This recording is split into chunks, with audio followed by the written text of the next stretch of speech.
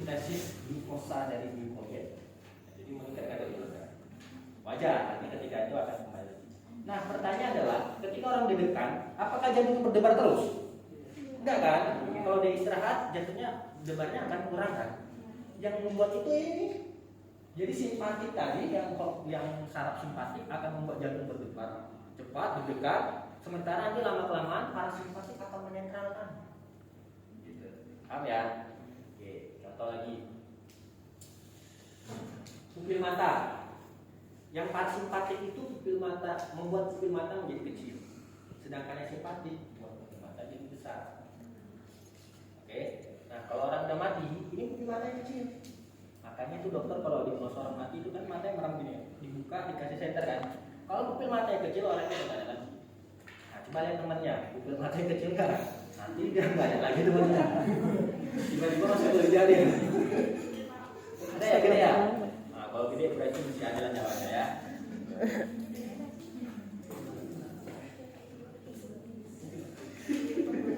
Nah ini, kemudian apa lagi ini? Stimulasi Kelenjar air saliva, yang air liur. Kalau misalnya kita mau makan nih, lihat yang enak-enak, air liur ada keluar kan? Nah itu yang keluar air liur itu parasimpatik.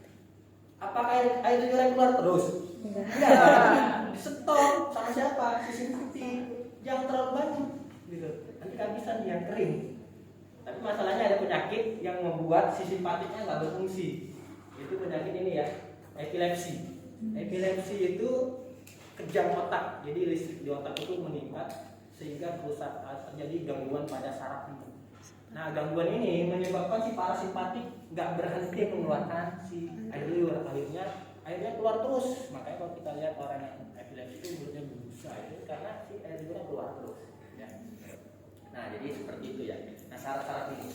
Kemudian kita fokus ke dua ini ya, ke jantung dan paru. Efek mereka ini berlawanan. Ya. Kalau saya tanya kalau berlawanan ini, kalau jantung itu berdebar cepat, pembuluh darah pasti menyempit. Ya, jantung berdetak cepat, pembuluh darah pasti menyempit. Kalau paru-paru melebar atau menyempit? Ya? Ingat, melebar. Ya, ingat, berkebalikan ya. Oke. Sekarang kalau misalnya paru-parunya menyempit, pembuluh darah jadi apa? melebar.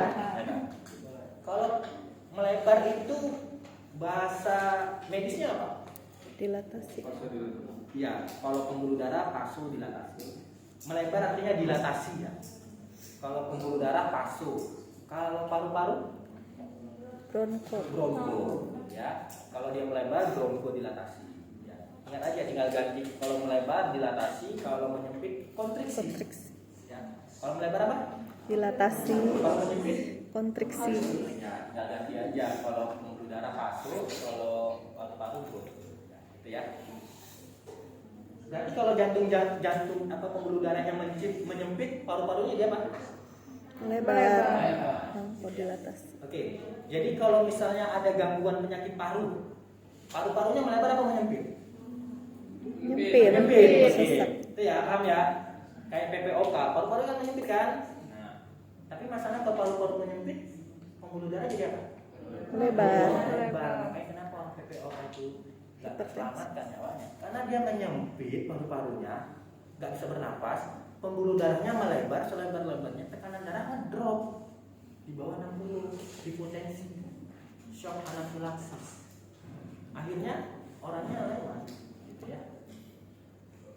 Makanya cara mengobatinya gimana? Kalau secara logika aja dulu, gimana caranya?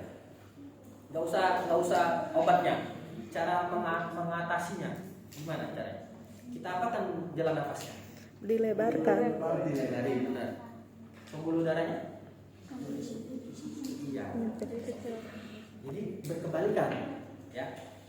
Jalan nafasnya kita buka, pembuluh darahnya kita sempitkan, biar tekanan darahnya naik.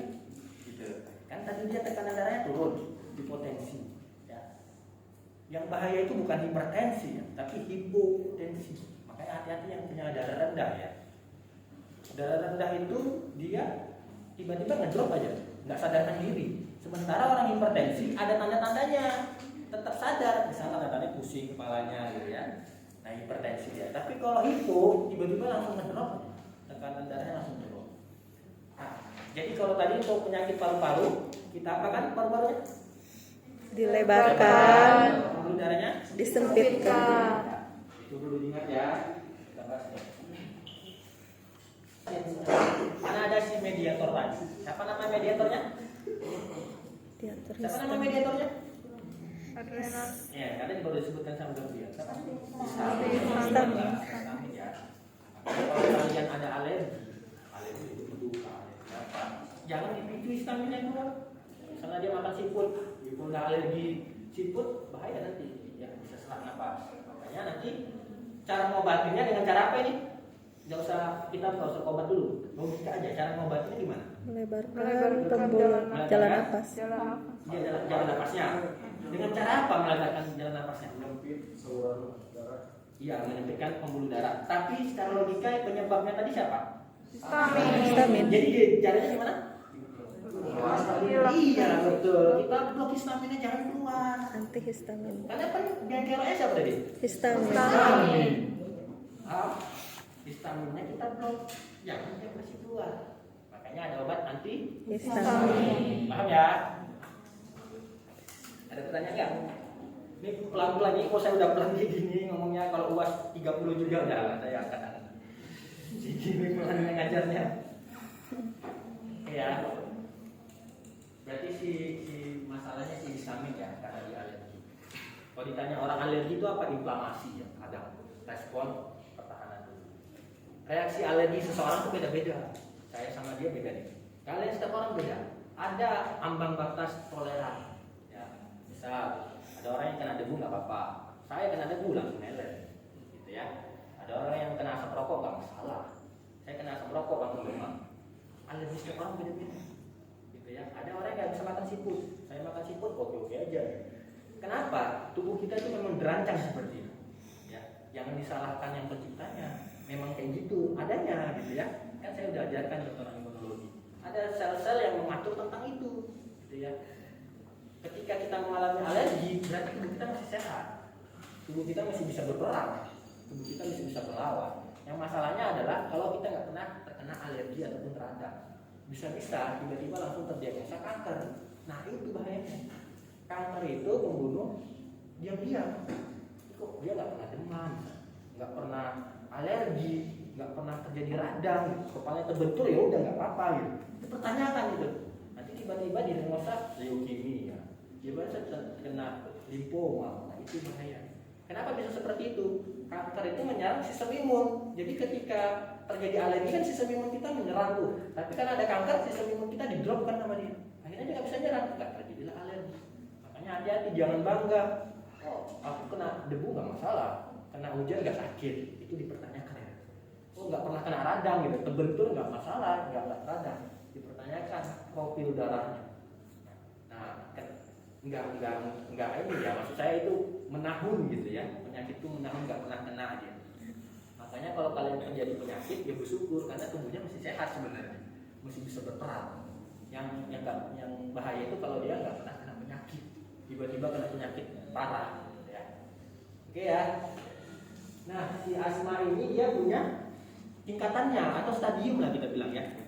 Ada yang stadium rendah ya, ini mungkin di praktikum aja lebih dijelaskannya karena sama juga dia kayak si ini. Di asma dijelaskan ya? Enggak ya?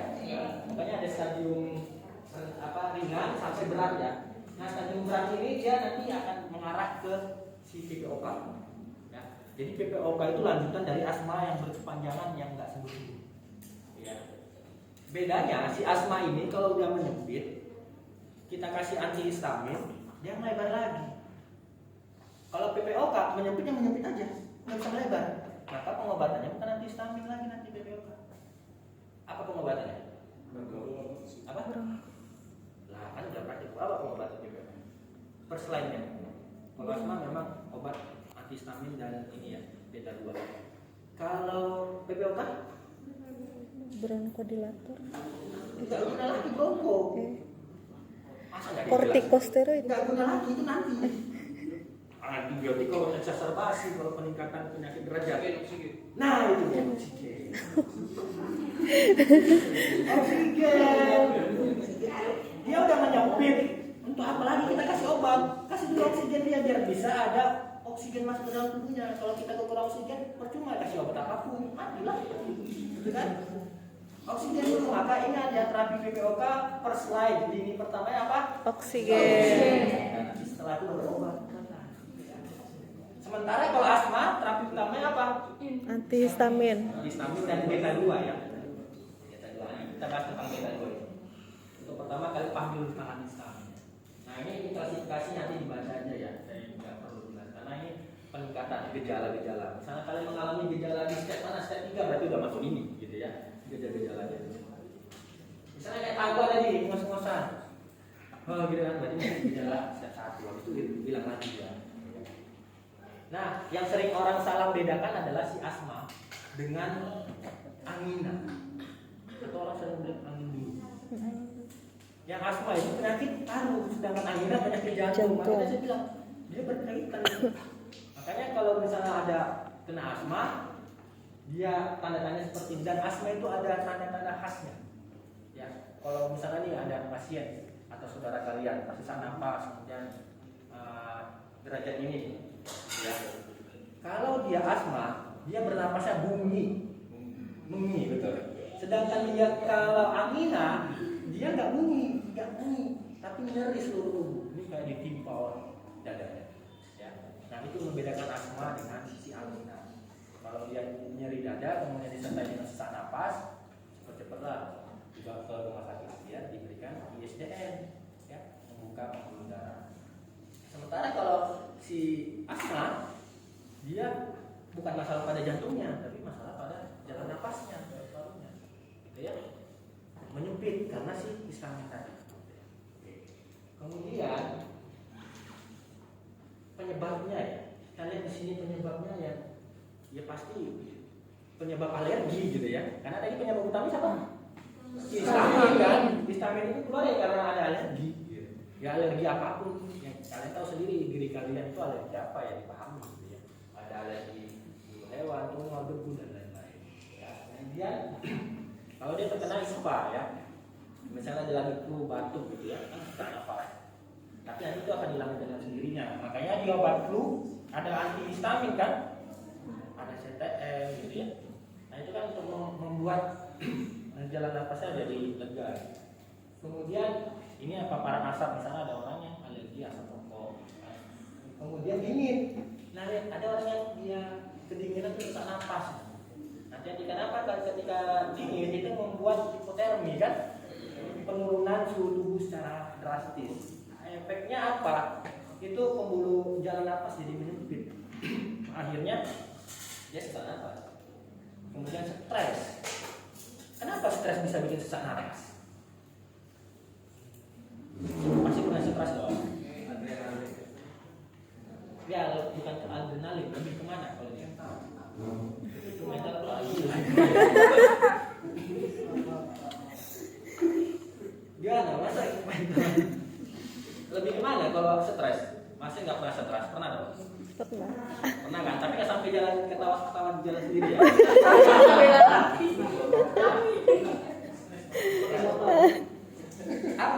Apa penyebabnya kalau misalnya sesak napas karena stres? Apa kaitannya? Ada tahu? Stres itu menyebabkan asam lambung jadi apa? Meningkat. Asam lambung naik, panas nih, naik. Jadi penyakitnya GERD, gastroesophageal reflux disease, rasa terbakar di ulu hati. Akhirnya mempengaruhi sistem pernapasan. Jadi sesak napas, ya. Boleh stres kalau ada gunanya ya. Kalau ada gunanya jangan stres. Nah ini olahraga berat pasti dong ya. Kalau habis lari aja lah, nggak usah olahraga, habis lari aja pun sesak napas kan. Kalian tangga sesak napas nggak? Kalian sesak napas apa bisa ya? Nah ini kemudian obat ini, insight ya.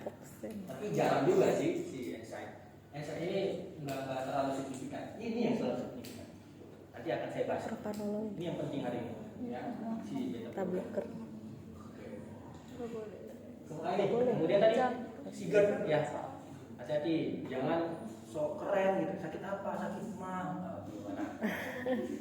Awal bulan makan KFC. Akhir bulan Kapan ini? jadi drink lah. Enggak apa.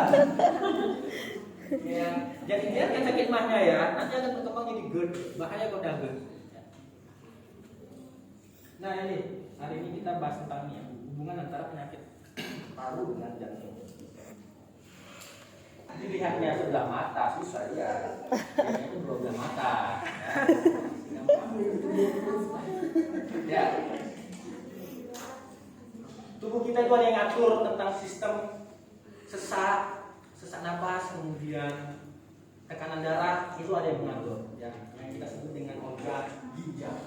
Jadi ya, ada ginjalnya ya. Yang dijual untuk iPhone ya. Kalau ada dua, yang dijual satu. Di ginjal itu di atasnya ada namanya ini, ya, Anak namanya kelenjar anak ginjal atau kita sebut dengan medulla adrenal. Kelenjar adrenal.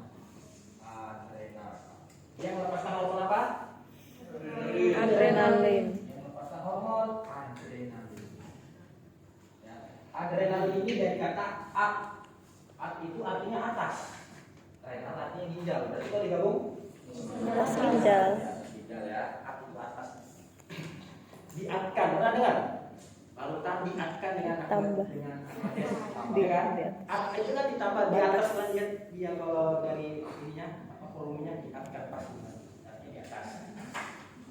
Nah, adrenalin ini dia akan mensintesis yang namanya hormon Adrenal. Pertanyaannya adalah hormon adrenalin itu jenisnya apa? Ya enggak?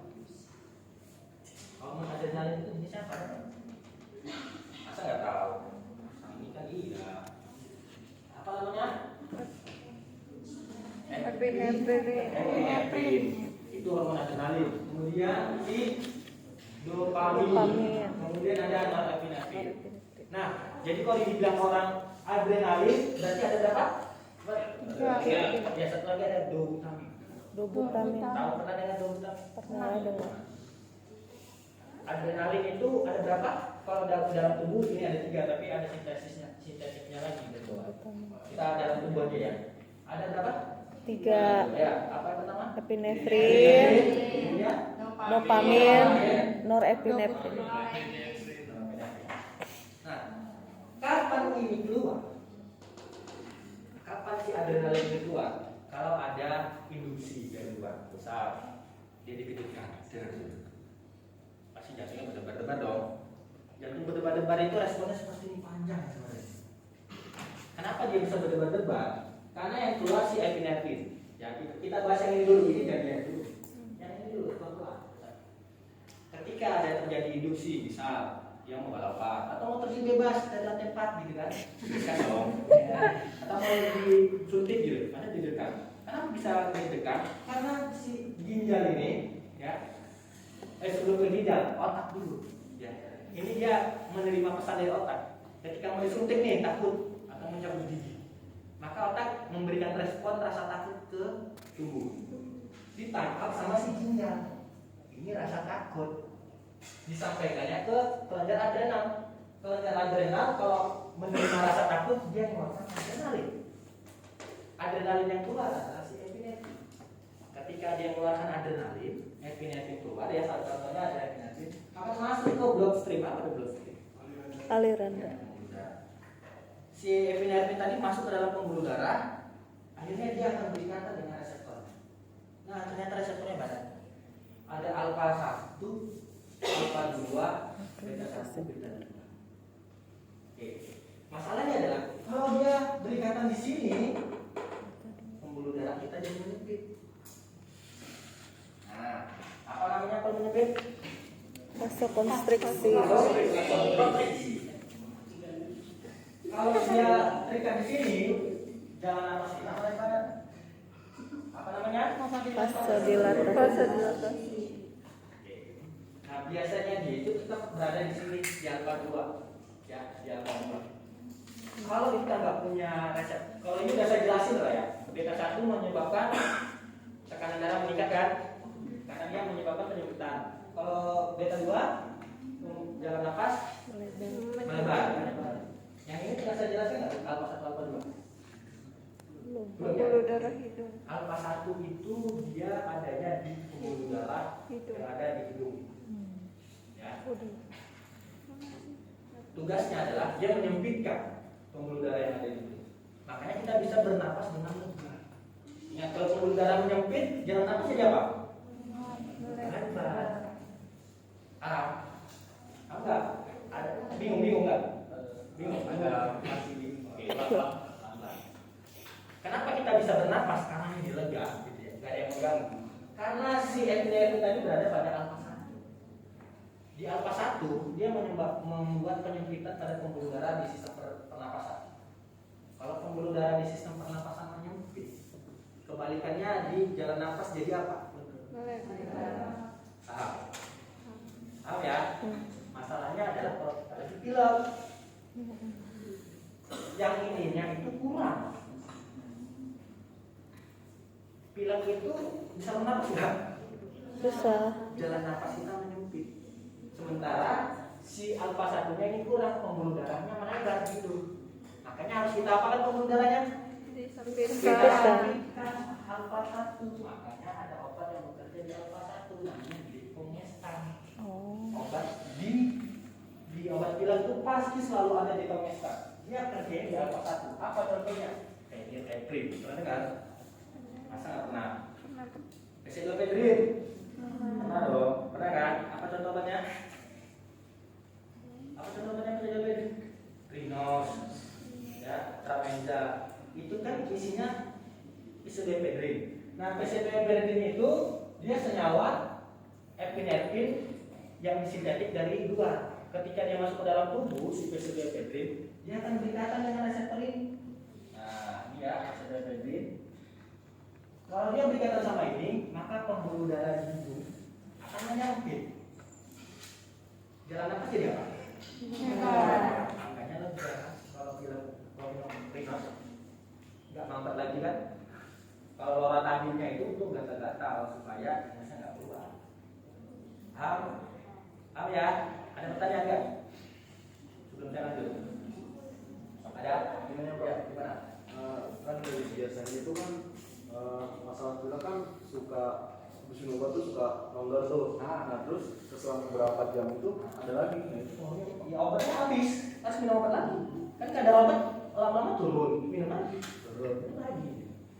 Ya.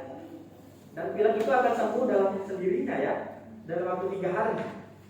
Karena ada imun. Tapi membuat apa tadi pembuluh darahnya? Jalan napas jadi makanya alfa 1 itu sering disebut dengan obat decongestan. Decongestan, melegakan pernapasan. Sekarang saya tanya,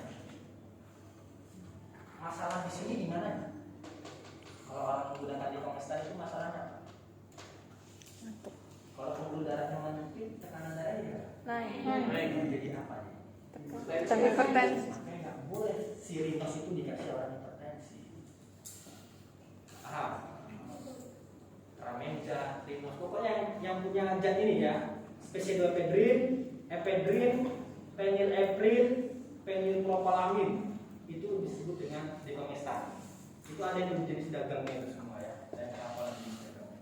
Kalau 4 obat itu salah satunya dikasihkan sama orang pileknya rendah. Tapi kalau dia punya hipertensi, tekanan darahnya meningkat. Karena dia menyempitkan pembuluh darah. Jadi pakai apa? Pertanyaannya apa? Jadi kalau orang pilek nggak boleh minum decongestan, kasihan Pak, nggak bisa bernapas, ya kan? Orang hipertensi, terus dia pilek gitu ya. Diumpat hidungnya, dikasih apa? Orang hipertensi yang pilek, lini pertamanya adalah obat antihistamin, ya, antihistamin. Oke, obat apa? Antihistamin. Cetek.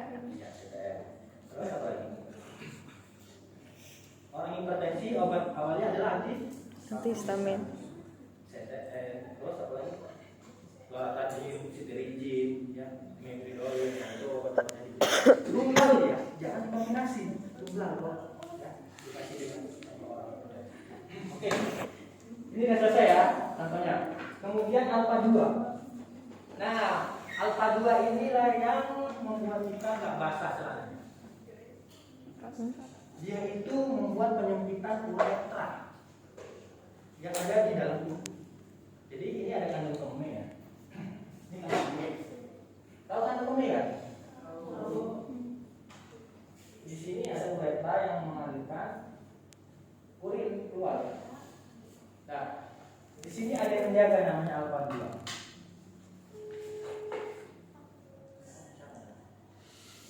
Nah, di sini kandung kemih kita itu kayak balon.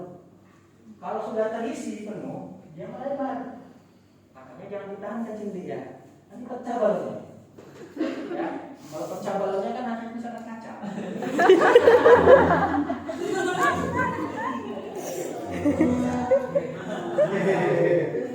Jangan ditahan kencing. Karena nanti kalau si kandung kemihnya itu beda, dia akan melebar. Gitu.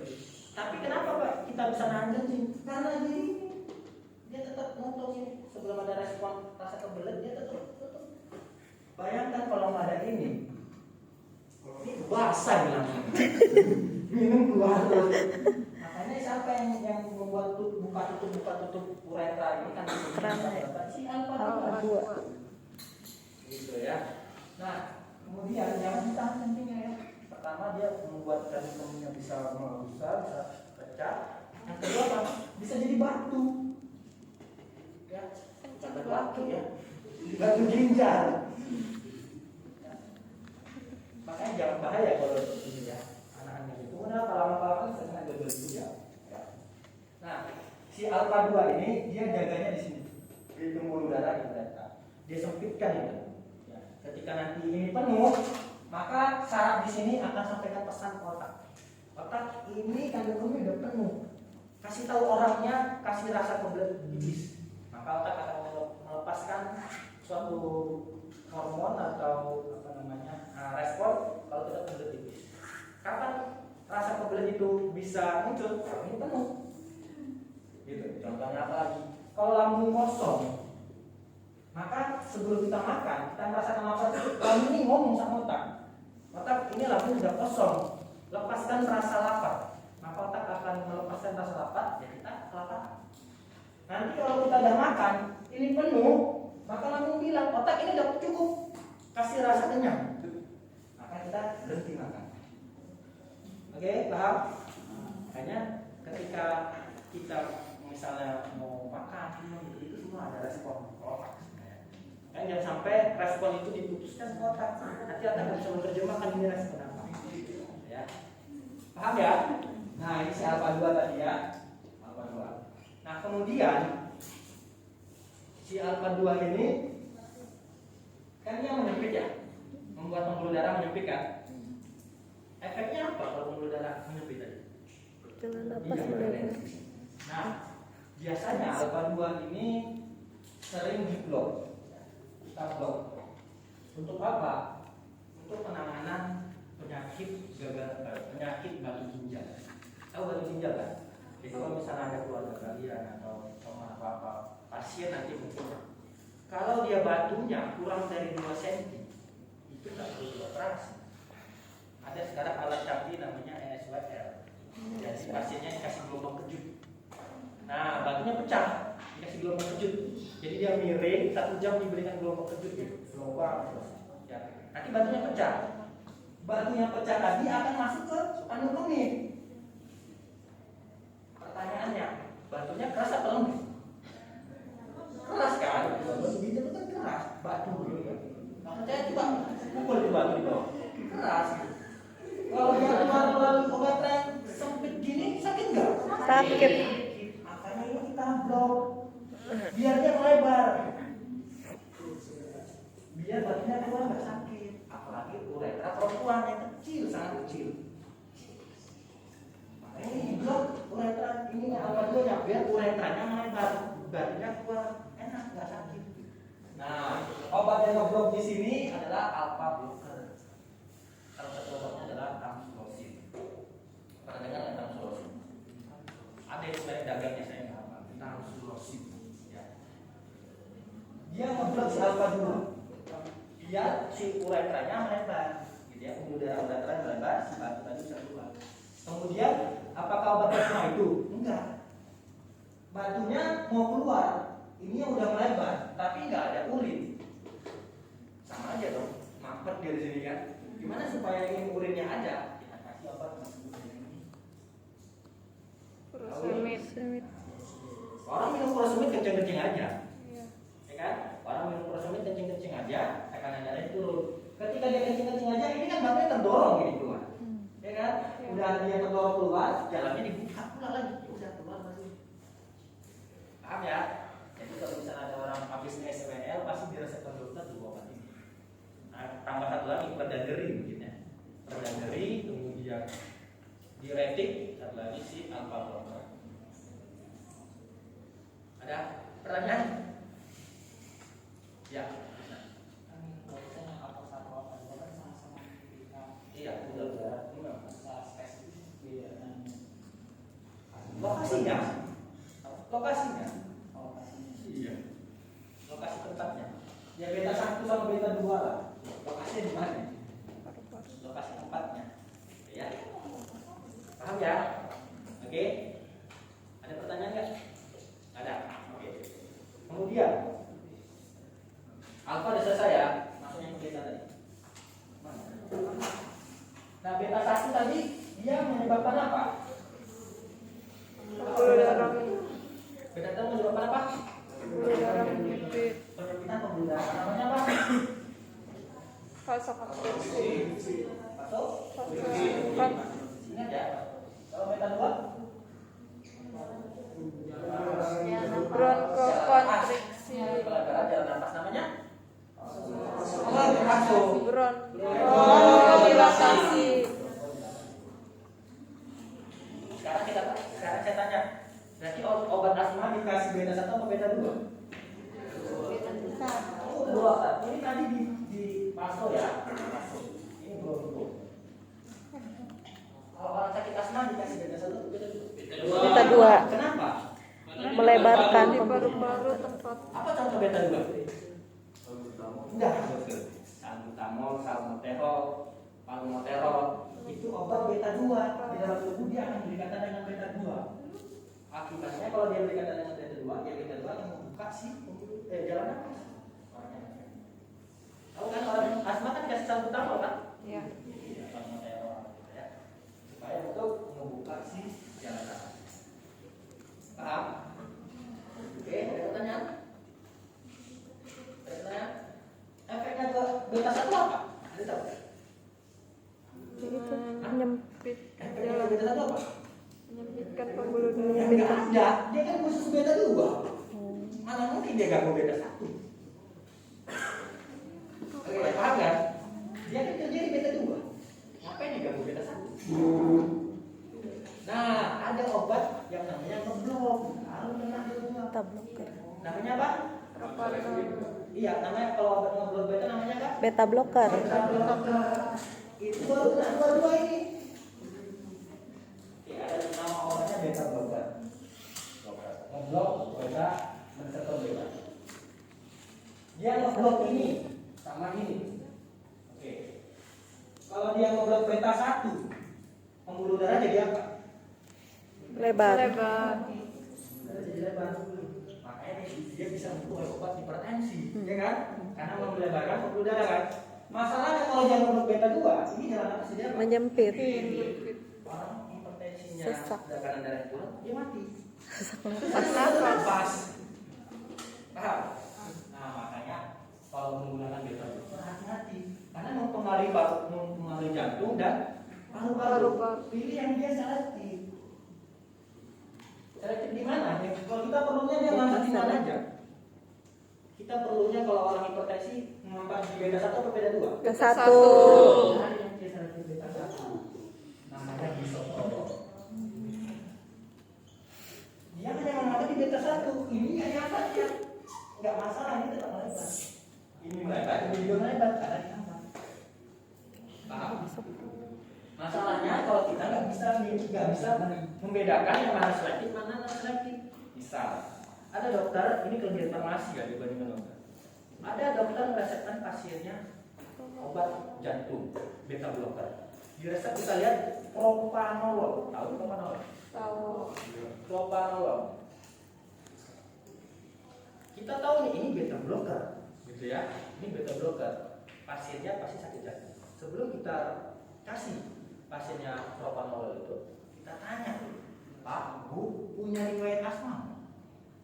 Kalau ada, Bu ada Pak. Saya kalau kena diperiksa napas. Dokter ya, telepon dokter. Dok, ini dokter ngasih obat propanolol, sedangkan pasiennya punya riwayat asma. Nanti bisa kambuh asmanya dok. Oh iya ya, dokter nggak ngerti tentang obat. Dia hanya tentang penyakit dan cara meresepkan obat. Yang ngerti tentang mekanisme ini kan orang farmakologi, orang farmasi. Dia mana tahu tentang mekanisme ini. Dia tahu tentang jalur penyakitnya itu jangan kita lawan dia. Tapi kalau kita jelaskan molekularnya, dia akan tangan. Apalagi kalau mau genetik, ulang ya. Nah, kita tanya, dok ini pasiennya bisa kambuh asmanya. Paling balasan dari dia bisa dengar adalah, Pak atau Bu, jadi kita kasih apa ya? Dia nanya lagi ke kita, lalu kita kasih saran. Sebaiknya dok kita kasihlah beta blocker yang selektif, biar nggak ganggu pernapasan. Oh iya, sih gitu. Dokter itu kalau udah kalah gitu, oh iya, oh iya, itu tandanya kalah gitu. Udah, nanti saya resepkan untuk bisoprolol. Nah, resepnya bisoprolol. Ya, ketika dia resepkan bisoprolol, dia ini nggak ada. Masalahnya kalau kita nggak punya ilmunya, lulus S1 karena kasihan dosennya, kuliah karena ya itulah, akhirnya aman kacau gitu kan. Jadi apotek, kerja di apotek rumah sakit propanolol, udah nggak usah tanya-tanya pasiennya, kasih gitu. Pulang-pulang tekanan darahnya turun, orang mati. Yang ditutup siapa ya, kalian apa kita? Apoteknya tutup langsung. Karena ya apa dokter, kalau ini kan dari resep dokter, ya dokter nggak mau tahu yang ngasih obat siapa. Ya apoteker, ya kalian kan ngambil. Makanya ilmu kalian itu taruhannya nyawa orang. Kayak saya nggak akan meluluskan kalian nggak benar-benar ngerti tentang farmakologi. Ya. Nah ini tadi. Jadi ketika ada pasien yang punya riwayat asma, dia coba kasih si beta blocker non selektif, hanya non selektif. Pak, kalau dia harus menggunakan beta blocker, tapi dia punya sakit asma, cari dia selektif. Bisoprolol berapa dosisnya? Ada tahu? 0,5. 0,5 apa 5 mili? 5 kalau nggak salah. Bisoprolol.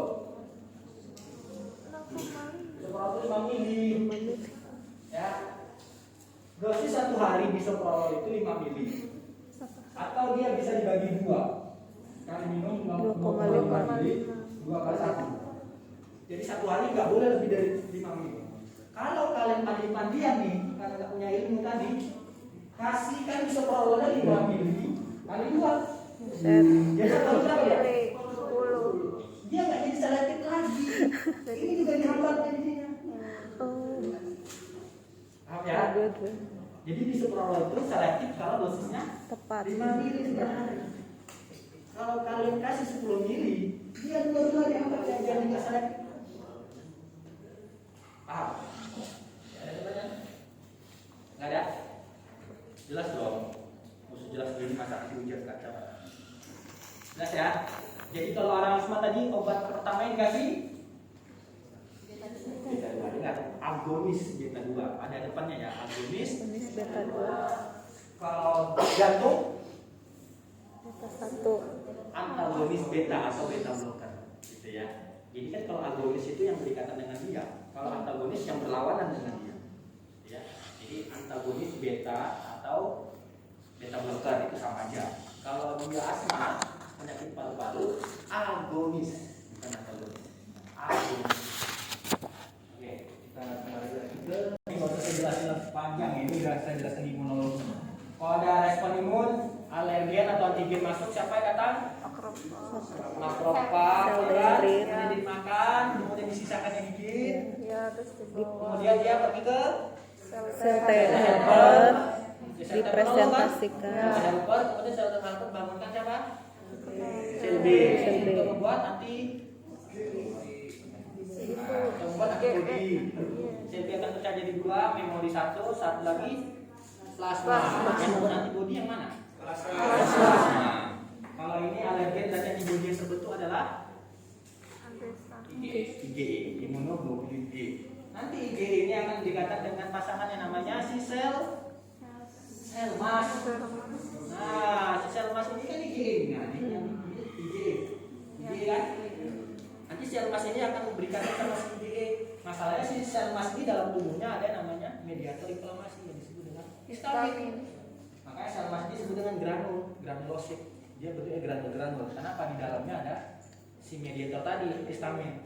Kalau sel mas berkaitan dengan IgE, granulnya keluar pecah, histaminnya keluar, ya, itu kan jadi gatal-gatal.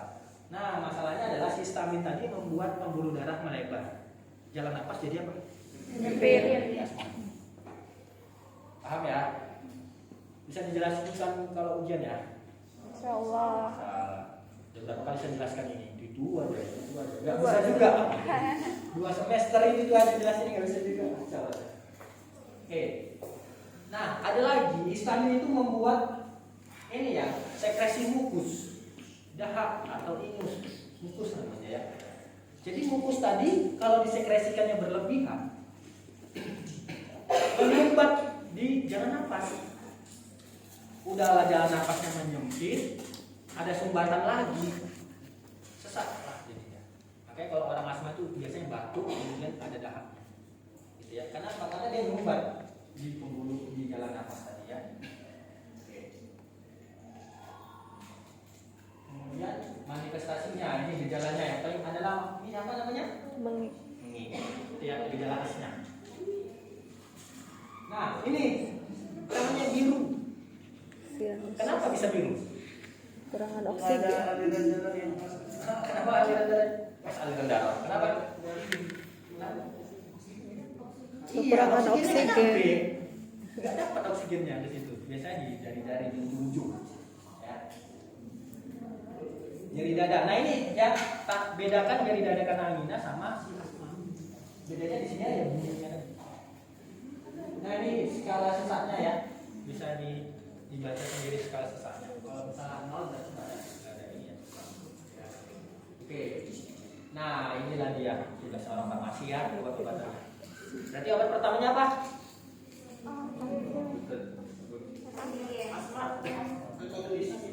Antagonis. Anti yang antagonis. Agonis beta 2. Ya. Ini ya, ini.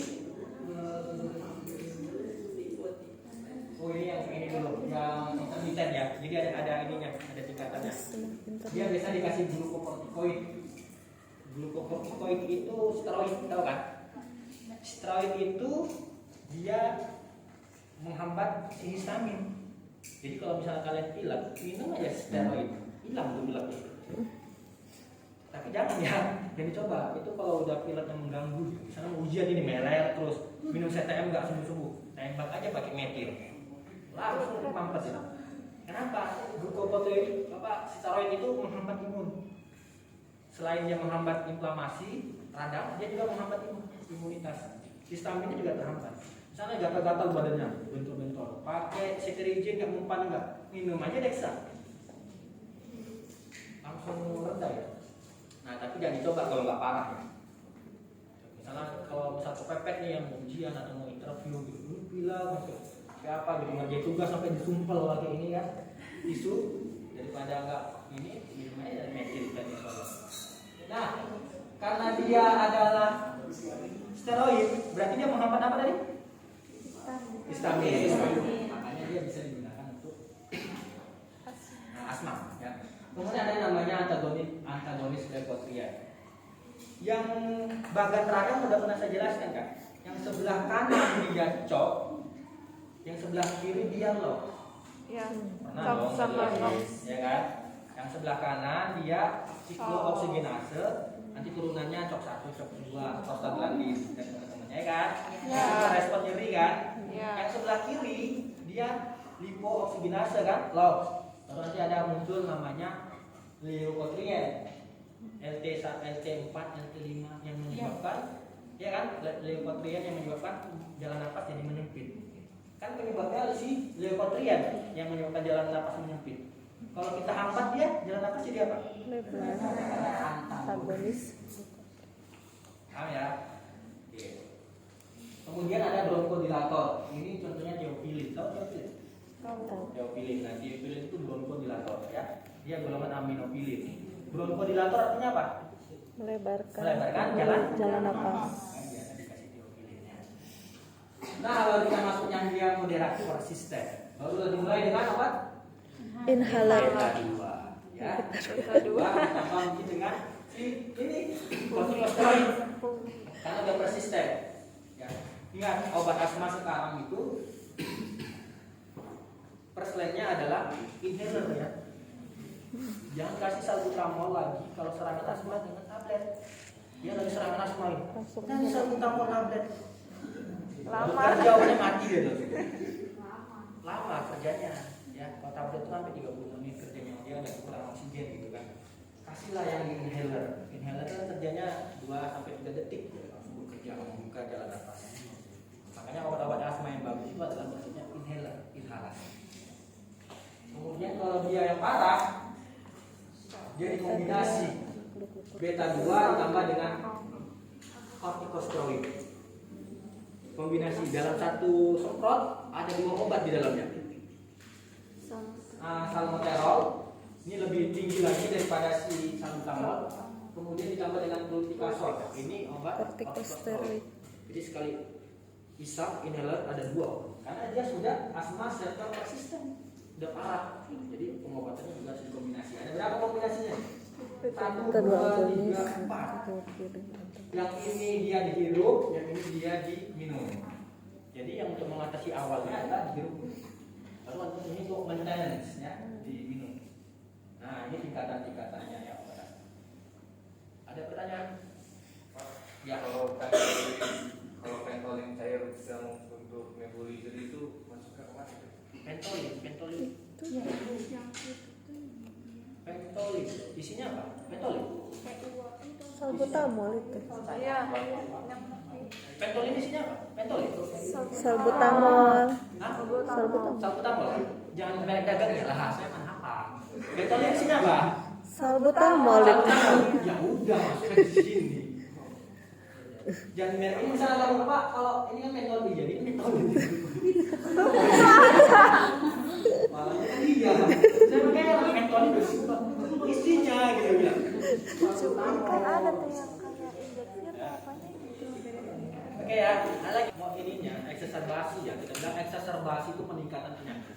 Maka akan timbul penyakit PPOK. Jadi orang PPOK itu bukan tiba-tiba kena PPOK, Pak. Itu dia kena asma. Nggak sembuh-sembuh asmanya makin parah gitu baru berada tingkat keparahnya lanjut jadi PPOK. Kalau bahasa Inggrisnya COPD ya. Iya. Chronic Obstructive Pulmonary Disease. Nah ini dia PPOK. Lihat, kalau asma dia bisa kembali lagi ini si alveolusnya rusak, kemudian terbentuk mukus. Yang paling spesifik adalah kalau asma jalan napasnya itu menyempit tapi bisa membuka lagi karena alveolusnya nggak rusak. Sementara kalau pada orang COPD itu alveolusnya rusak, jalan napasnya menyempit, ya dan menyempit aja, nggak bisa balik lagi. Dan ditambah dengan penumpukan mukus jahat. Ya gimana oksigen bisa lewat? Udahlah nyempit, kemudian ada penyumbat lagi. Akibatnya apa? Dia kekurangan oksigen. Makanya lini pertamanya diberikan apa? Oksigen. Jelas. Ada pertanyaan?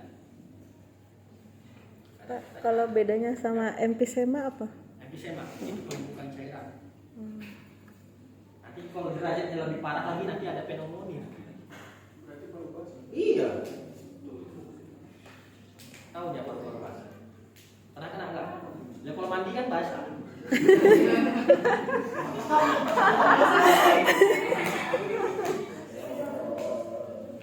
Enggak ya, bukan gitu maksudnya. Nah itu tadi ya. Kalau emfisema pneumonia itu dia terendam paru-parunya dan terjadi infeksi. Jadi pencetusnya itu bukan si asma tadi, tapi infeksi. Misalnya emfisema itu biasanya diagnosa sekundernya. Diagnosa primernya TB paru plus emfisema, TB paru plus pneumonia. Jadi emfisema pneumonia gitu sebenarnya efek dari diagnosa primernya gitu. Nah karena infeksi mungkin dia TB, diperparah dengan penyakit emfisema, diperparah dengan penyakit pneumonia. Penyebabnya apa? Ya infeksi bakteri. Biasanya bakteri ini Pseudomonas aeruginosa. Pernah dengar ya? Pseudomonas aeruginosa, kemudian apa lagi namanya? Mycobacterium tuberculosis. Ya, Mycobacterium tuberculosis. Nah, itu penyakit-penyakit yang menyerang paru-paru. Nah, ini ya, jadi kalau ditanya adik ketika ujian, bedanya asma dengan PPOK apa? Asma bisa kembali. Pakai kata-kata sendiri aja, saya nggak usah uji nih. Pakai kata-kata sendiri. Asma, jalan napasnya Pak, gitu ya kan? Kalau tadi dia asli dia sendiri langsung saya benarkan. Kalau ini asma ada lagi, oh nyontek ini. Itu makanya saya kalau nyontek itu apa lagi saya periksa. Berarti kan bukan hasil karya kalian. Asma karena jalan napasnya menyempit dan bisa kembali lagi. Sedangkan PPOK terjadi kerusakan apus dan jalan napasnya menyempit dan nggak bisa kembali lagi. Berarti dia nggak nyontek. Hasil karyanya sendiri yang dia pakai kata-kata sendiri. Dan nanti kalian ke pasien atau ke orang awam kan nggak nyontek. Asma apa? Asma Bu ada lagi ini bingung ya. Apa ini? Tapi kalau kita bilang ada kan dia ngerti. Bu, jadi kalau asma itu jalan napasnya menyempit. Jangan kalian bilang bronkus, apa itu bronkus gitu kan? Bingung dia. Jalan napasnya menyempit Bu. Tapi kalau minum obat bisa terbuka lagi jalan napasnya. Oh, paham. Terus kalau PPOK apa Bu? Oh, PPOK itu paru-parunya rusak. Ya. Jadi bilang virus bingung dia. Paru-parunya rusak. Kalau paru-parunya rusak, jalan napasnya menyempit. Nah, bedanya kalau yang PPOK ini nggak bisa kembali lagi. Makanya kalau dia nggak bisa kembali lagi, orangnya kan kekurangan oksigen tuh. Nah, terapi pertamanya bukan dikasih obat, tapi diberikan oksigen untuk menyelamatkan nyawanya. Paham? Kalian aja saya bilang gitu paham. Masa orang awam yang nggak paham kan? Jangan kayak gitu jelaskannya. Di ujian saya harapkan kalian kayak gitu juga jelaskannya. Ini enggak nampak banget nyonteknya. Ini adalah yang aduh. Itu ngapain lagi ke ujian kayak gitu kan? Udah dapatnya dari mana? Oke, jadi dia pertama dia rusak, siang virusnya, kemudian jadi pembentukan mukus. Tahu nggak kenapa mukus ini ada? Kenapa? Kalian tahu nggak tubuh kita itu dilindungi sama kotoran kita sendiri? Kalian punya baju cantik, kacamata bagus, HP mahal, kalau nggak ada dahak, nggak guna kalau nggak ada ingus. Karena ingus itu fungsinya untuk apa? Merangkap itu bakteri. Makanya kalau kalian nampakan hidungnya keluar kan yang apa isinya kan itu ingus yang mengental jadi keras, kemudian lama-lama dia rasakan gatal, pakai kan colok gini kan. Itu satu, itu dari ingus. Fungsi itu apa? Bayangkan kalau nggak ada ingus, ini hidung kita itu bakteri masuk semua, debu masuk semua gitu kan, rusaklah paru-paru. Kemudian apa lagi? Dahak. Kalau nggak ada dahak, itu kotoran masuk semua ke paru-paru. Jadi tugasnya dia merangkap, gitu kan? Merangkap nanti akan ketika udah penuh dia dirangkapnya akan timbul rasa gatal, timbul rasa batuk, dia keluar. Kemudian apa lagi? Cairan telinga, kotoran. Kalau nggak ada cairan telinga ini, telinga kita masuk di kecoa semua. Karena ada kotoran itu dan berbau, dia nggak mau masuk, gitu kan? Kalaupun dia masuk, dia akan mati langsung di dalam. Karena kotoran itu apa cairan yang ada di dalam telinga akan merangkap si zat tadi. Kemudian apa lagi? Air mata.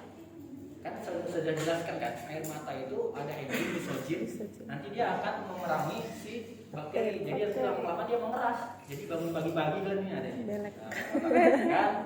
Beruntung kalian punya kotoran sendiri. Paham ya? Nah, jadi kita tuh dari bukan lagi dari lahir, dari dalam kandungan udah dilindungi sama kotoran kita sendiri. Ya. Sampai nanti kita mati. Jadi kotoran itu berfungsi. Oke, nah ini ya. Jadi ini dia kenapa bisa muncul? Karena respon imun. Ketika terjadi radang, ini kan radang ini rusak nih. Tubuh nggak mau ada terjadi kerusakan, dia keluarkan mukus untuk melindungi tadi. Tapi masalahnya mukusnya keluarnya berlebihan, nyumbat jadinya, nggak bisa bernapas lagi. Oke. Kemudian penyebabnya inilah penyebab utamanya ya. Rokok. Nah, coba-coba tobat sebelum terlambat. Selagi masih bisa menghirup oksigen gratis, gitu kan? Jangan menghirup oksigen berbayar. Bayangkan di rumah sakit ngirup oksigen berapa jam, berapa duit. Nah inilah manusia kan, dikasih yang gratis dia mau yang bayar. Ya kan? Selagi masih bisa menghirup oksigen yang gratis, jangan minta yang bayar. Nanti kalau udah dikasih yang bayar, ampun, gitu kan? Nah ini ya, ini penyebab utamanya. Kenapa yang pertama? Ini memang pertama karena dia langsung masuk ke dalam paru-paru. Kemudian faktor usia, semakin tua maka paru-paru akan berkurang, ya. Kemudian infeksi saluran pernapasan. Nah kemudian ini ya, ini mungkin jarang ya, tapi ada juga. Alpha 1 antitrypsin. Efisiensi. Jadi paru-paru kita itu dilindungi sama enzim alpha 1 antitrypsin. Jadi kepada orang-orang tertentu alpha 1 antitrypsinnya ini kurang. Akibatnya dia mudah terkena PPOK. Ya. Nah, tapi ini jarang ya. Mungkin orang Indonesia nggak ada ini orang-orang luar negeri. Berkaitan dengan ras dan genetik. Ya. Oke, ada pertanyaan?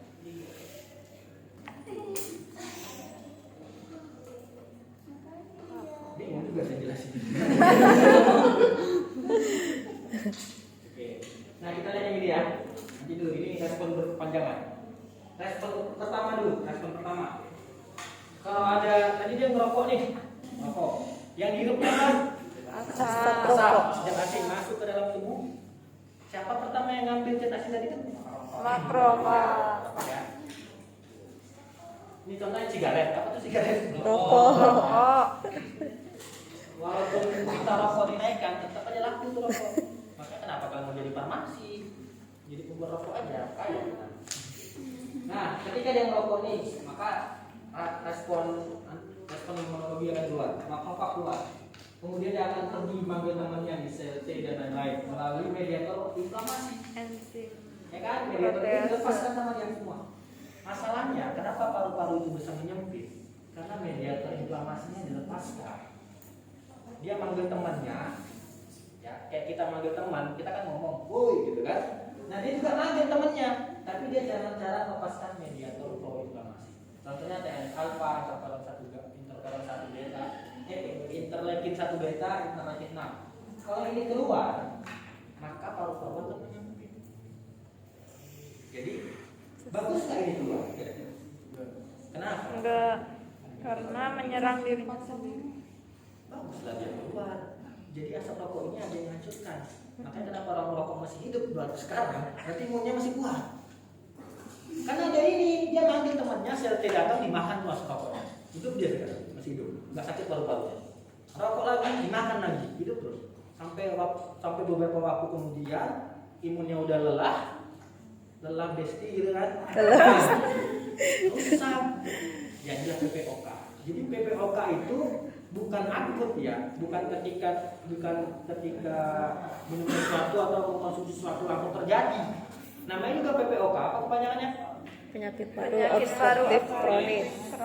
Nah, ingat kata-kata belakangnya apa? Kronis. Kronis itu artinya menahun, bertahun-tahun dikumpulkan terus sampai pada akhirnya tubuh udah ngedrop. Jadilah PPOK. Kita balik ke sini ini. Nah, dia melepaskan namanya enzim protease. Enzim protease ini dapat merusak alveolus. Maka dia sampai keluar ini enzim protease. Protease berarti menghancurkan siapa? Protein. Protein, benar. Protein-proteinnya dihancurkan. Protein itu kan pembentukan sel. Protein mana dihancurkannya? Protein yang ada di alveolus di paru-paru. Rusaklah sel-sel paru-parunya. Akibatnya, akhirnya apa? Jalan nafasnya menyempit, nggak bisa balik lagi. Karena rusak. Bukan mati, kalau mati bisa kembali lagi, balik di apoptosis kan. Ini rusak, nekrosis nih. Rusak nggak bisa balik lagi. Kemudian kalau proteasenya muncul, maka akan muncul ini mukus hipersekresi. Pembentukan mukusnya jadi banyak. Udara nyempit, nyumbat lagi. Paham? Ada pertanyaan? Jelas? Nah yang ini jalur panjangnya.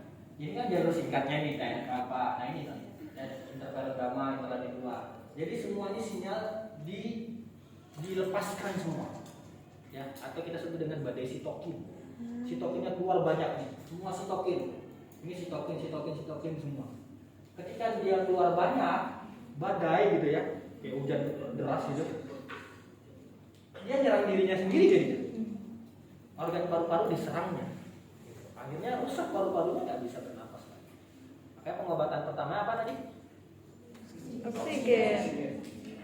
Jelas? Ada pertanyaan? Ada. Manifestasinya, nih, ya, karena menahun, berarti kita bisa mengikuti gejalanya. Ya, menahun, berarti kita bisa mengikuti gejalanya. Nih, gagal napas akut, kemudian pneumotoraks. Pneumotoraks itu kalau di ronsen, paru-parunya tuh gilak karena penumpukan cairan. Ya. Kemudian ini derajat kerusakannya ada sama seperti si asma. Ya. Yang paling parah adalah kalau dia derajat 3 dan 4 terjadi eksaserbasi. Eksaserbasi itu peningkatan penyakit. Ya. Biasanya dia mengalami infeksi. Nah, kalau udah mengalami infeksi obatnya apa? Antibiotik. Nah ini yang perlu kalian pahami ya, ini obatnya. Ya. Pertama dikasih apa? Oksigen. Ya, oksigen. Habis dikasih oksigen, dikasih apa lagi? Dikasih apa? Dikasih doa.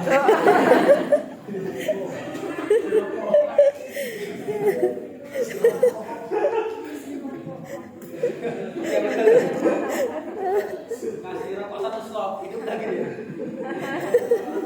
Iya itu. Mengganggu aja dia kan. Nah ini bukan nih beta 2 sama si ya, golongan beta 2 ya. Diberikan golongan beta 2 karena udah ada oksigen, dia kita coba untuk melebarkan jalan nafasnya. Ya, walaupun itu kemungkinan kecil tapi kita coba aja. Kemudian kita kasih antikolinergik. Ya, antikolinergik. Antikolinergik ini adalah yang membuat kolinergik itu dia membuat kolinergik itu adalah saraf parasimpatik. Parasimpatik tadi membuat paru-paru jadi apa? Parasimpatik membuat paru-paru jadi apa? Parasimpatik melebar. Kalau simpatik membuat simpatiknya. Kalau simpatik membuat pembuluh darah, jalan nafas jadi apa? Lebar. Lebar kan? Kalau kita mau ngimbangin si simpatik kita kasih apa? Parasimpatik. Berarti parasimpatik membuat jalan nafas jadi apa? Melebar. Dia melebar karena pembuluh darahnya Disempit. paham? Jadi kalau parasimpatik itu membuat pembuluh darah melebar, jalan nafas jadi menyempit. Gitu ya. Karena si simpatiknya yang membuat jalan nafasnya melebar. Berarti kalau parasimpatik menyempit. Gitu ya. Nah, berarti harus kita blok kan parasimpatiknya kan? Biar jalan nafasnya jadi apa? Lebar. Antikolinergik atau antiparasimpatik. Antagonis. Contoh obatnya adalah si iprapropium Ipat ilka itu sebelumnya. Dia diberikan inhalasi solution, berarti dia dihirup kan uap. Jadi dari cairan kemudian masukkan alat jadi dia uap. Kemudian ini kortikosteroid. Kenapa diberikan kortikosteroid? Ada yang tahu? Pada tidak ini semua ini cerita. Kenapa dikasih kortikosteroid? Karena ini tadi. Bukan karena ini. Ini kan badai sitokin. Dikasih steroid hilang semua orang ini. Karena steroid paling takut, karena mediator ini interferon segala macam teman-temannya ini paling takut sama steroid. Dikasih steroid langsung hilang semua mereka. Hilang langsung radangnya. Makanya diberikanlah steroid biar badai sitokinnya hilang. Nah, berikan steroid injeksi. Kemudian karena tadi dia terjadi mukusnya berlebih, dikasih obat anti mukus, mukolytik. Ingatlah, mukus itu dahak, makanya namanya mukolytik, litik yang menghancurkan. Berarti kalau mukolytik menghancurkan dahak. Jangan sampai salah ngasih obat batuk ya. Ada yang mukolytik, ada yang ekspektoran. Artinya apa? Kapan dulu dikasih ekspektoran, kapan diberikan mukolytik? Mana dulu diberikan? Kenapa dikasih mukolytik? Habis itu? Dikeluarkan. Iya. Dihancurkan dulu dahaknya baru dikeluarin. Jangan terbalik dikeluarin, harus dihancurkan. Apalagi? Ya. Kalau batuknya keras Nah, mukolytik ya, berikan ambrosol. Masalahnya karena sekarang nggak boleh minum obat sirup, ya kasihlah dia dalam bentuk tablet. Kemudian yang ini asetilsistein. asetilsistein, ya sebagai juga dia sebagai mukolytik, juga dia bisa sebagai antioksidan, ya untuk melindungi sel yang rusak tadi karena protease. Karena dia ada enzim protease kan, merusak si protein, sel-sel yang rusak, gitu kan, menghasilkan zat-zat buangan, tidak tambahkan antioksidan. Jadi asetilsistein ini adalah antioksidan, ya. Tapi baunya lebih gila. Bukan. Untungnya dibuat dalam bentuk kapsul. Yang kurang ajarnya dokter kalau minta dia digerus, kan nyari penyakit itu. Buatlah misefak gitu kan, DTD dextrose ini. Asetilsistein. Aduh, diracik. Ini masker 2-3 lapis pun baunya masih tembus itu. Bau banget. Udah bagus-bagus apoteker farmasi membuat dia kapsul. Ini dokter nggak tahu apa-apa, minta diracik. Jadi itu namanya. Nah, ini asetilsistein ya. Kalau nggak percaya kalian baunya beli aja. Terus langsung. Apa nih? Asetilsistein ya. Oke. Nah, kapan diberikan antibiotik? Terjadi eksaserbasi. Ketika terjadi eksaserbasi. Ayo, kapan diberikan antibiotik? Kalau kalau ditanya Bu Diani juga, lama Bu Diani ujian juga kan? Enggak. Karena UTS. UAS kan ujian. UAS ya. Kapan diberi antibiotik? Digarisbawahi ya, dititikkan di kolom. Kalau terjadi eksaserbasi. Kalau terjadi eksaserbasi. Eksaserbasi. Tulisannya kayak gini, Pak. Yang kemarin. Yang kemarin tapi Ini. Nah, ya. sel darah putihnya kok Kalau normal ya? terjadi eksaserbasi. Tesnya sebenarnya cuma Eksaserbasi itu adalah peningkatan derajat keparahan. Jadi kalau dia sudah terjadi eksaserbasi, maka kerusakannya parah. Diduga karena terjadi infeksi bakteri. Kalau ditanya kapan diberikan antibiotik kalau terjadi eksaserbasi. eksaserbasi ya. Nah, baru kita pilih antibiotiknya gimana. Ya, ada cara pemilihan antibiotiknya, nggak boleh langsung tembak ini nggak boleh. Bagaimana cara pemilihan antibiotik yang benar? Ya, saya jelas di awal. Pertama gimana? Kasus ini dulu. Pertama, bukan dari yang terendah lagi nih. Kasus ini. Kita anggap ini keadaan nyata. Ada pasien PPOK udah diselamatkan dengan oksigen, kemudian dia terjadi eksaserbasi. Dokter minta saran dari apoteker antibiotik apa yang cocok untuk pasien. Gimana cara lakukan? Gimana? Udara. Benar. Dari mukusnya. Karena yang menjerat bakteri tadi si mukus. Ambil mukusnya. Dok, kita kultur dulu. Takutnya Ambil TBC. mukusnya. Yang Kan nanti bisa bisa dari TBC. mana? Kalau orang nggak sadar gitu. Dari mana mukusnya? Dari mana? Hidung. Iya, dari hidung diambil. Hidung. Bronkoskopi. Ada kan alat bronkus yang meropong paru-paru. Kalau meropong perut namanya endoskopi, ya kan? Kalau meropong paru-paru namanya bronkoskopi. Bronkus berarti meropong. Nah, ketika bronkoskopi itu kan lengket itu mukusnya, diambil. Nah, dikultur bakteri apa itu? Oh, ketahuan Pseudomonas aeruginosa, baru diberikan obat. Biasanya dikasih obat ciprofloxacin, levofloxacin. Biasanya tergantung dokternya mau apa. Nah, kita bisa kasih saran, oh dok, ini Pseudomonas aeruginosa misalnya. Kalau dokternya udah tahu, oh udah ya oke, saya kasih antibiotik. Tapi kalau dokternya nggak tahu, apa ya antibiotiknya, langsung aja, dok kasih obat golongan aminoglikosida. Apa yang bagus untuk pasien ini? Lipofloxacin. Atau di drip cipro, tahu drip? Infus cepat. Di drip ciprofloxacin. Nah, ya kita lihat antibiotiknya apa ya. Nah nih, antibiotik diberikan bila terdapat 2 atau lebih gejala di bawah ini. Pertama, sesak napasnya meningkat. Kedua, peningkatan jumlah sekutu. Sekutu itu apa? Dahak. Yang ketiga, sekutu berubah menjadi prolet, berwarna dari bening jadi hijau. Makin parah jadi merah. Kenapa Ada merah? darahnya. Jadi darah, penambahan dengan darah. Ya. Nah, ketika terjadi tanda-tanda ini baru ini tanda-tanda disebut dengan eksaserbasi. Nah, ini tadi ya. Kapan diberikan untuk pasien PPOK?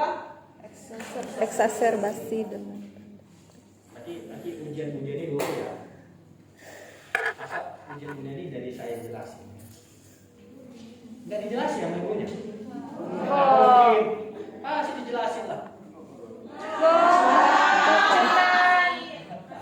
nyari sendiri. Eksaserbasi juga nggak dijelasin. Cuman itu kasus, terus Nyari sendiri. Eksaserbasi langsung dikumpulin.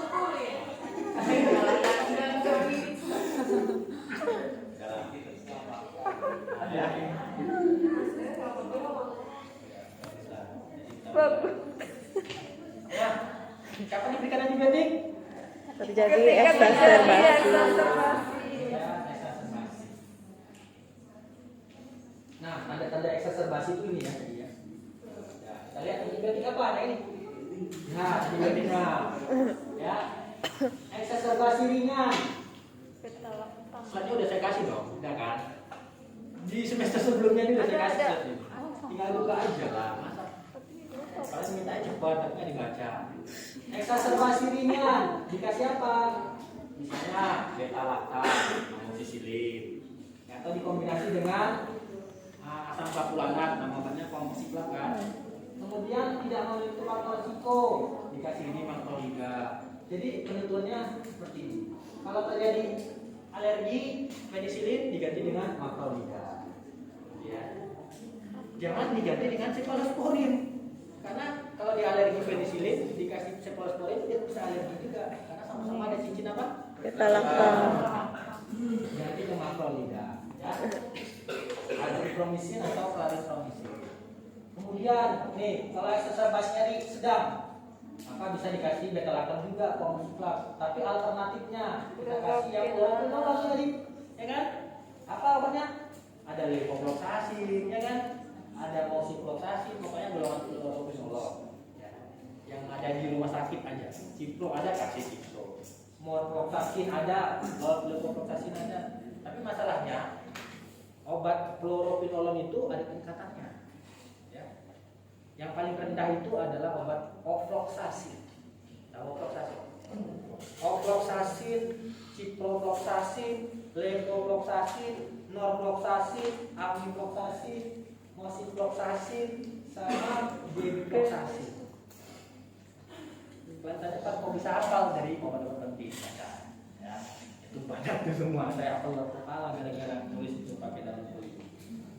Nah ini ya golongan fluoroquinolone. Makanya kalau di rumah sakit dokter nggak mau ambil risiko, nggak mau dia langsung di sini langsung tembaknya ini. Kasih aja fluoroquinolone apa yang ada di gudang misalnya, di depo misalnya apa atau di farmasi. Oh dok yang ada obat kita levofloxacin, udah kasih levofloxacin. Nah, kasih levofloxacin ya. Nih eksaserbasi berat dengan faktor risiko. Nah berarti bakterinya apa yang menyebabkan eksaserbasi?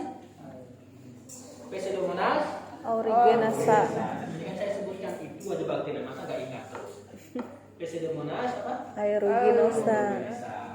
Pasien dengan resiko infeksi Pseudomonas, Proses dosis Tinggi. tiga ya. Berarti obatnya adalah intinya adalah obatnya golongan ini golongan fluoroquinolone. ciprofloxacin dosis tinggi ini.